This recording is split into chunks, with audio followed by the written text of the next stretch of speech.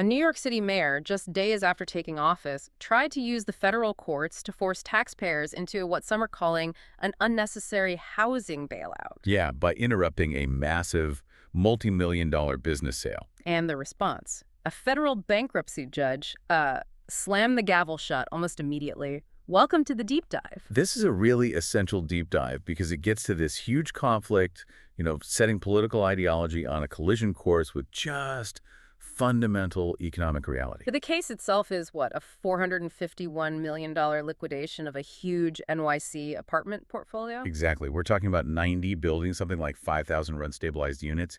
It's massive. Okay, so let's unpack this. We've synthesized sources tracking the Chapter 11 bankruptcy of a company called Pinnacle Group, a major landlord in the city.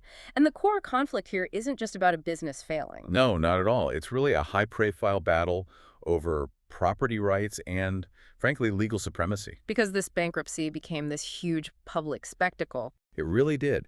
An activist municipal government tried to use the courts to impose its political will.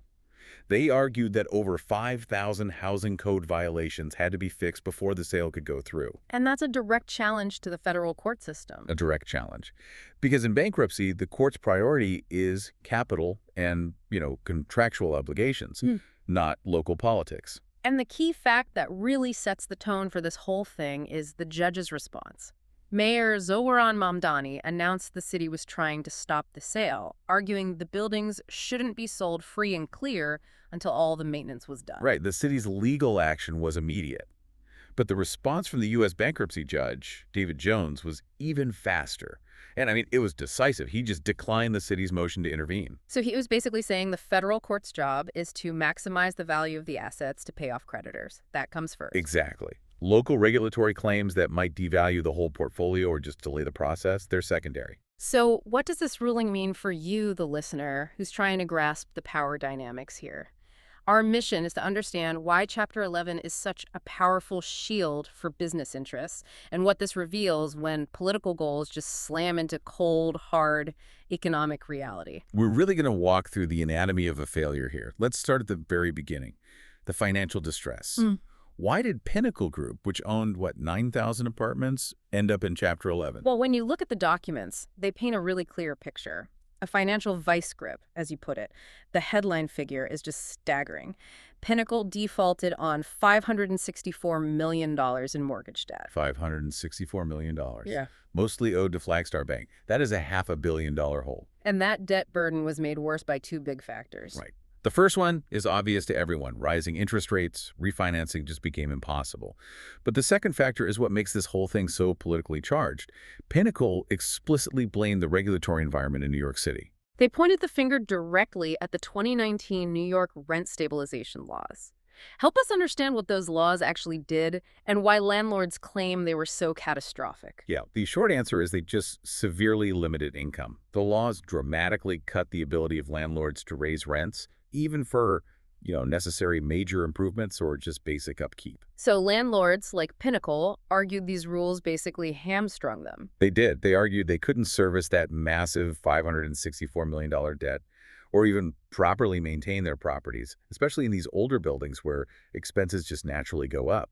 I have to push back a little here, though. For listeners, the immediate reaction might be, okay, they own 9,000 apartments. Maybe it was just bad management. Why blame regulation for $500 million in debt? And that's a fair and critical question. But the sources provide a statistic that really shows the structural problem the landlords are pointing to. According to city data, 10% of rent-regulated buildings in New York City had operating and maintenance expenses that actually exceeded their rental revenue in 2023. Wait, say that again? Exceeded their revenue? So they're losing money before even paying the mortgage. That's right. This isn't about small profits. This is about being financially underwater on day-to-day operations. 10% of all regulated buildings, that's a stunning number. And what's even more shocking is that figure is double the 5% that was recorded back in 2017, before those 2019 laws really took full effect. The correlation is pretty chilling. So when regulation makes an asset financially worthless, the owner has a huge incentive to just stop doing maintenance. It's the immediate real-world consequence. Which leads directly to the 5,000-plus housing code violations the city was complaining about. So the problem the city was trying to solve, the neglect was actually being enabled by the very regulations they created. It creates this vicious cycle. The landlord can genuinely say, I can't afford the maintenance because the law stops me from making the money, which leads to decay, which then fuels the political calls for even more intervention. And this is where it gets fascinating, because that distressed financial state is exactly why the federal legal tool of Chapter 11 exists. It's meant to be a controlled, neutral space for a business to try to survive, or at least liquidate in an orderly way. I think the best way to view this is with an analogy. Chapter 11 is like admitting a distressed business to the intensive care unit, the ICU. The ICU, I like that. The goal of the ICU is stabilization, right? Yeah. It's not punishment. It's designed to maximize the value of the assets for the creditors, and the court fiercely protects that process. So if Chapter 11 is the ICU, the first thing the court does is administer life support. And in this case, that's the famous automatic stay. The automatic stay is it's the legal equivalent of just pulling the plug on all the external interference. Yeah. It's a court injunction that happens the moment a company files for bankruptcy. So it stops everything. It stops all debt collection and most litigation. It gave Pinnacle that immediate breathing room, stopping creditors, including the city, which was demanding $12.7 million in unpaid fines from coming after them. So wait, the city's demand for $12.7 million in fines just stops dead in its tracks. Absolutely. The fine collection, the litigation threats, it all freezes. The only place the city can make its case now is inside the Chapter 11 process, which the federal judge controls. But Pinnacle wasn't trying to reorganize. They were trying to liquidate, to sell the buildings, to pay down that huge debt. And that brings us to the second tool, the Section 363 sale. This is the strategic move that gave the judge the legal power to block the city. By choosing to liquidate inside Chapter 11 with a 363 sale, they invoked a really critical feature. Which is? The assets can be sold free and clear of existing liens and, crucially, most liabilities. Let's pause on that phrase, free and clear.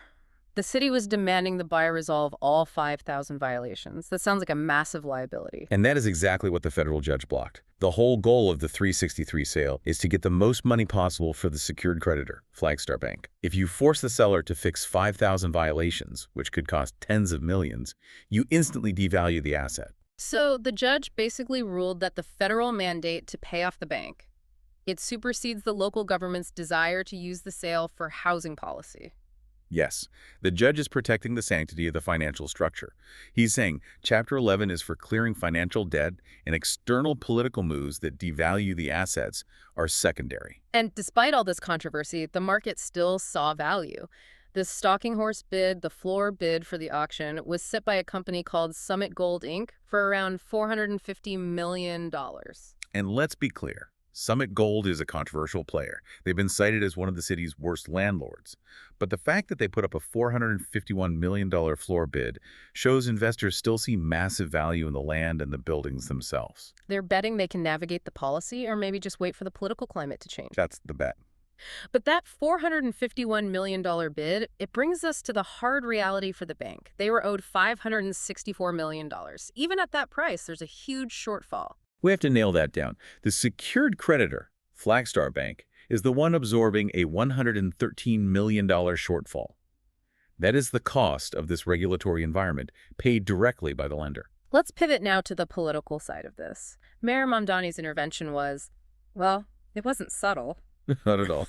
He announced the legal objection publicly. He signed executive orders inside a Pinnacle building on his inauguration day.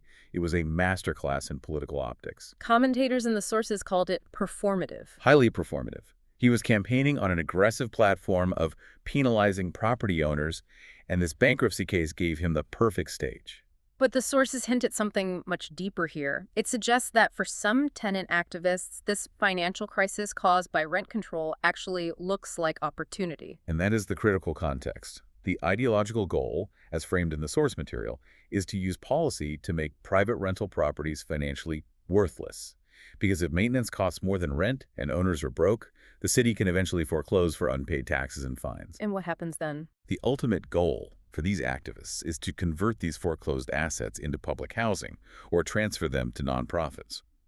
The city forces the collapse of private ownership, then sweeps in with taxpayers footing the bill for all the repairs and the ongoing losses. That fundamentally changes the nature of private property in the city, and this is underscored by personnel choices.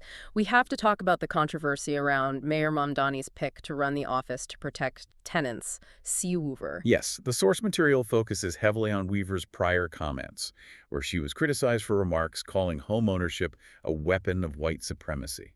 This isn't just about rent limits anymore. No, it's a deep philosophical divide. On one side, you have the federal court, focused on preserving contracts, capital, and the right to liquidate assets to pay creditors.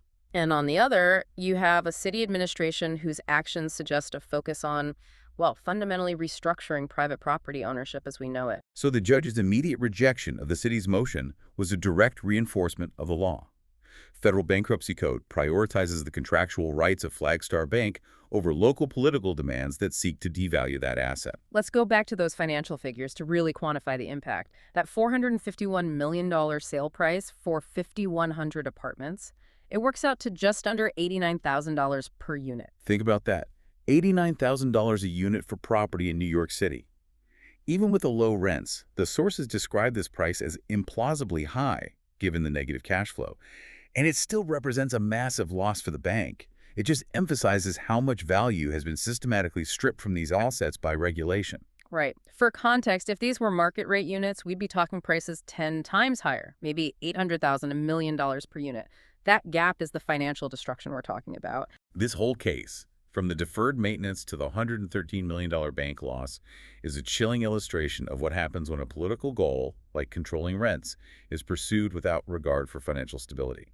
The result is neglect, bankruptcy, and a federal court having to step in to protect the system. So to recap the core takeaway for you, this deep dive showed how the federal bankruptcy system acted as a powerful, swift defense, rejecting an attempt by city government to interrupt a multi-million-dollar business deal. The court protected the rights of creditors and the principles of property liquidation, even with all the public outcry. The Pinnacle case is the perfect, costly microcosm. Rent control policies intended to help tenants ultimately damaged asset values led to neglect, pushed the owner into Chapter 11, and cost the lender over $113 million. The city tried to intervene, but the legal structure of Chapter 11 held firm. Which raises the ultimate, provocative question that the courts didn't settle. If political intervention is continually used to make private property so unprofitable that owners are incentivized to let them fall apart, leading to collapse and city takeover, who ultimately pays the astronomical bill to fix these failed assets in the long run? The owner is gone, the bank has absorbed its loss, but the buildings are still there and they still need fixing. Think about that as you consider the true long-term cost of regulation.